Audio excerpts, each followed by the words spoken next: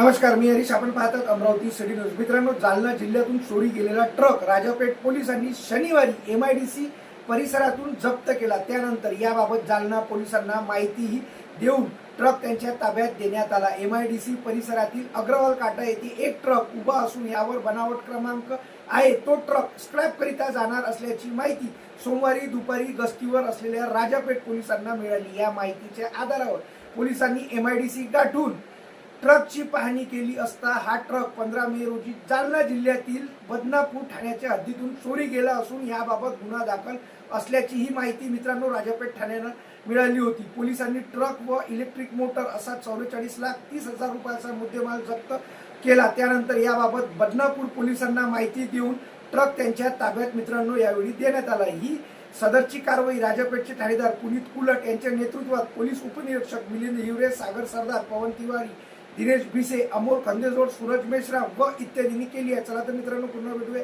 नवीन बातमीसोबत. तोपर्यंत पाहत रहा अमरावती सिटी न्यूज.